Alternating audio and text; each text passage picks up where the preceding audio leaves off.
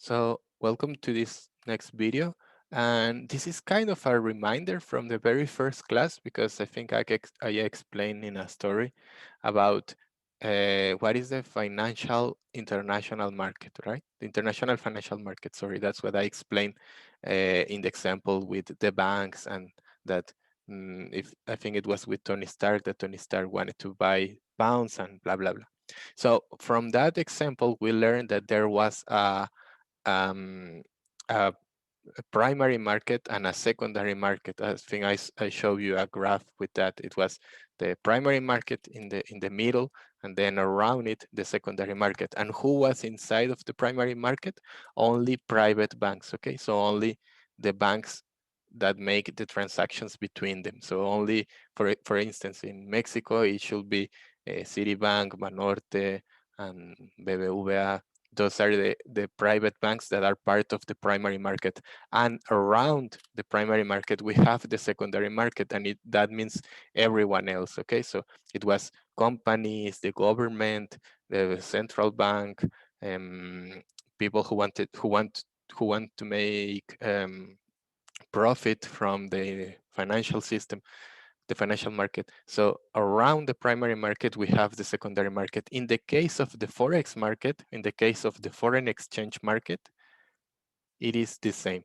We also have the primary market in here. Remember, primary market is the same as interbank market because it's only between banks, or wholesale market because usually between banks, they sell a lot of currencies, and so too many currencies. And the secondary market is what we call also the client market or retail market because it's for clients of the banks, or retail because people usually buy less quantities compared to banks. But now I'm going to show you something very important. This is also something that you should take note. These are the participants of the Forex market, and this is something very important. I want to explain, I want to state who are the 5 participants that we have in here, and I'm going to explain why do they participate in the market, what is their role. So I will start first with banks, and by banks I mean private banks. So these are the banks that are in the primary market, right? In the middle, primary market, private banks. So why do you think that banks participate in the Forex market? Well, they might have different reasons, but the most important reason it's because they want to keep an inventory of foreign currencies, okay? And this is because banks sell money, they sell currencies. So they need to have an inventory. It's like if you are a shoe store, you need to have shoes to sell shoes. So it's the same. Banks need to have money. So that's why they have an inventory of money. So they participate in the Forex market to have an inventory of foreign exchange currencies. So this is the first participant, banks, and they participate because they need to keep an inventory. So they go to the Forex market. Remember, the Forex market is where people exchange currencies.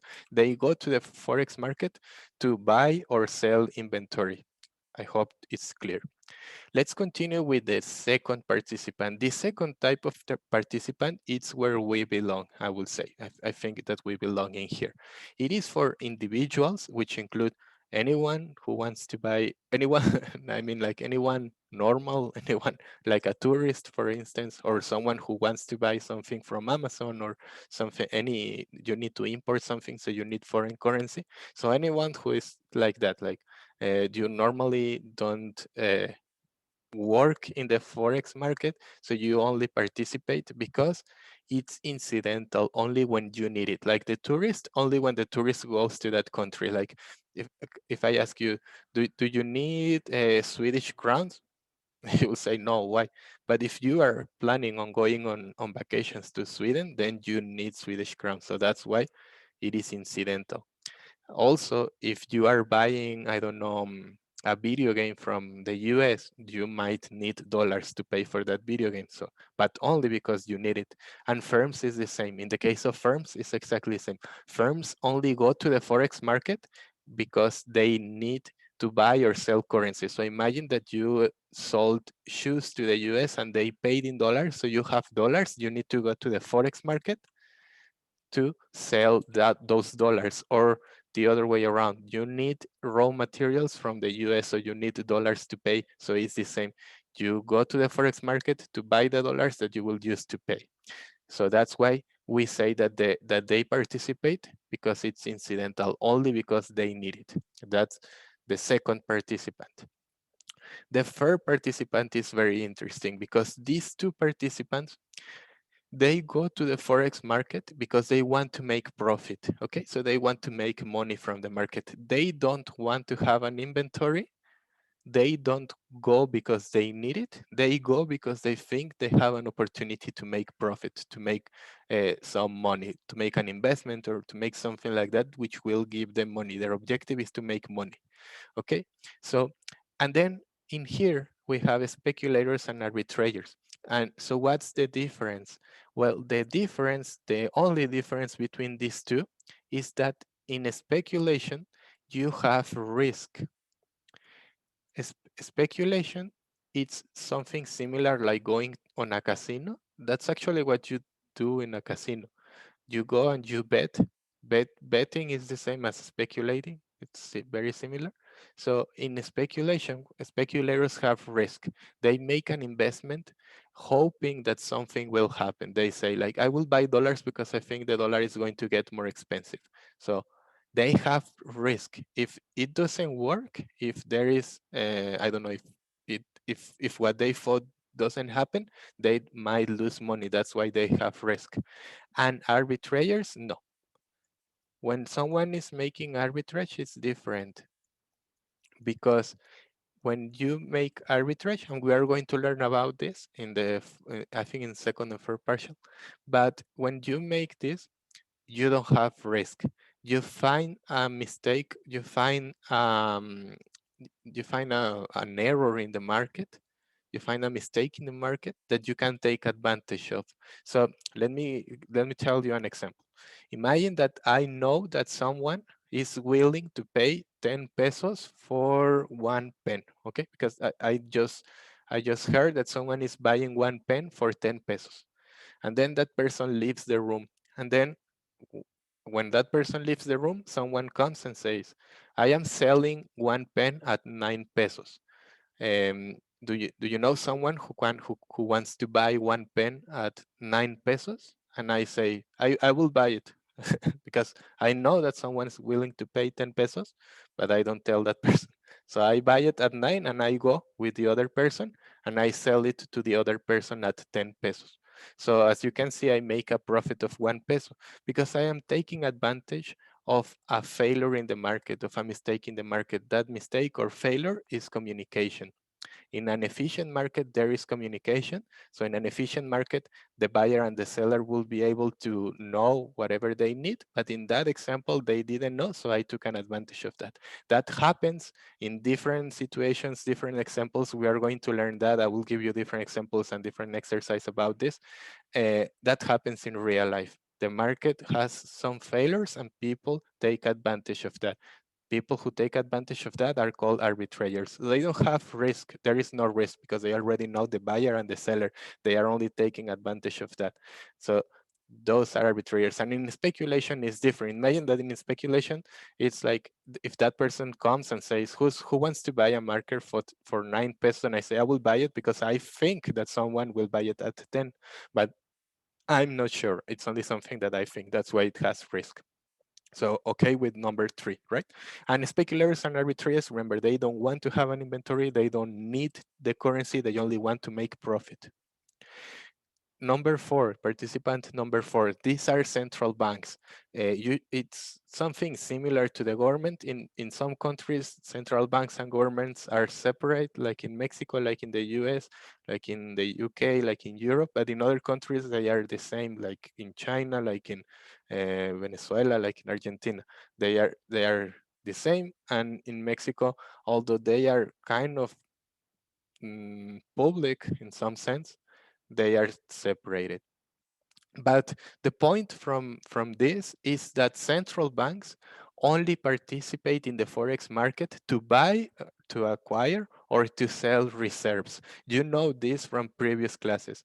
central banks sometimes, depending on the exchange rate system, sometimes central banks need to intervene and sell reserves or buy reserves. I gave you examples, like in the case of Mexico, that has happened because we have a managed float. So the government, or in this case, central banks, have permission to do something, sell or buy reserves. So that's why central banks do that. Okay, central banks go to the forex market only to sell or buy reserves, and that's it. Because central banks don't need an inventory, because central banks don't sell money. The ones that sell money are private banks. So also central banks don't go on holidays or vacations, or they don't buy raw materials or anything. They don't go incidentally, and they don't make a profit. Central banks don't exist to make profit. And finally, brokers. And brokers is quite similar to banks, but in the drawing that I made in the first class, when we have the primary market, like in here, here we have banks, like a lot of banks exchanging money among them. This is the primary market, and then we have the secondary market. Sometimes we have brokers in here. Okay, a broker can be in here, and then in here we have a client. So the job of a broker is somehow similar to a bank, because banks sell money to clients, but the broker is in between the bank and the client, because sometimes, and I think this is the case of Mexico, it's difficult to, or it's, I don't know how to say it, it takes time, sometimes it's very expensive to go directly with the bank, because banks in Mexico are not that efficient. So sometimes it's difficult to go directly with the bank, and it's easier to find a broker. So a broker is usually what we have here in Mexico, Casa de Bolsa, Casa de Cambio, sorry, a Casa de Cambio. It's a broker. It's someone who is in between the bank and the client, and that broker might be, I don't know, it might be easier for the broker or for the client to contact the broker. So the broker is someone who facilitates transactions. The Casa de Cambio is an example of someone who sells currencies in between banks and clients, and usually clients are uh, small clients, but there are also brokers for huge firms which help them to make transactions with the banks. So brokers are very popular. They are very interesting. And here I want to make a quick parenthesis before I finish the video, because maybe some of you, especially if you're studying finance, maybe some of you think that being a broker is an exciting profession, and it is. It's exciting. You can make a lot of money, but the profession has changed a lot in the last years. It's very different, and this started 10 years ago after the financial crisis, more than 10 years ago now, like 11 years ago. So before the financial crisis of 2008, in the US and mostly around the world, the job of a broker was to make investments in order to make some profit. So the broker was someone who was maybe managing a private fund, or maybe he was kind of a representative of an investor or something like that. And that person will be buying and selling different assets, right? So with the purpose of making profit. And before 2008, 2009, they had permission to do whatever they wanted to do. So that's the kind of broker that you see on movies, like in The Wolf of Wall Street, for example, or on The Big Short, where the broker was able to do whatever they wanted. So before that time, it was like that, but it changed in 2008 and 2009 because of the financial crisis, and because this freedom that brokers had caused the financial crisis. So brokers were able to do whatever they want. So as you can see in that movie, The Wolf of Wall Street, there were some brokers who were investing on penny stocks from Jamaica or something like that, like the stocks that were just trash. But since the guys from the movies were able to make a very complicated structure where they will sell the shares and give them fictional value, blah blah blah, a very complicated and fraud and fragile strategy. In the end, the law changed, and now brokers are highly regulated. So the profession changed because Before, like 10 years ago, they had a lot of freedom. They could do whatever, almost whatever they wanted to do, and now it has changed. Now a broker can only buy or sell assets that are of interesting for one of their clients. And by this, I mean, if I am a broker and I only have clients from Mexico who wants to invest in technology, for example, I don't have the permission, or I shouldn't be trading with maybe assets from Poland, right? Assets from the oil industry in Ukraine, because I don't have clients who needed that. So now the job of a broker is more like this, like being someone who facilitates transactions. And a successful broker is someone who has a lot of contacts, a lot of contacts who wants to sell things, a lot of contacts who wants to buy things, and that broker is the one who is in the middle. Okay, so this profession of being a broker has changed. It's still very exciting. It's, you can make a lot of money here. It's very stressful. Like, from my point of view, I will never be a broker. I don't like that, but it has changed a lot. It's very different to what used to be. Now it's more like someone who facilitates transactions. It's like you don't make a lot of those decisions. If you are looking for something like that, maybe the profession that you are looking for is um, a portfolio manager, or maybe a private equity fund manager, someone who makes decisions on investment. And if you make money, you get a lot of money. A private equity fund manager, it's someone who is willing to invest the money from a lot of people, but on assets from private equity that are not, private equity means that they are not public. So it's only smaller companies, not listed on the market. So it's very difficult to value them. That's why they make a lot of money. So if they are successful on the investment, they make a lot of money. So that was the parenthesis about brokers. But remember, take notes about these 5 participants and why do they participate. Okay, so I think with that I will finish this video because it took too long.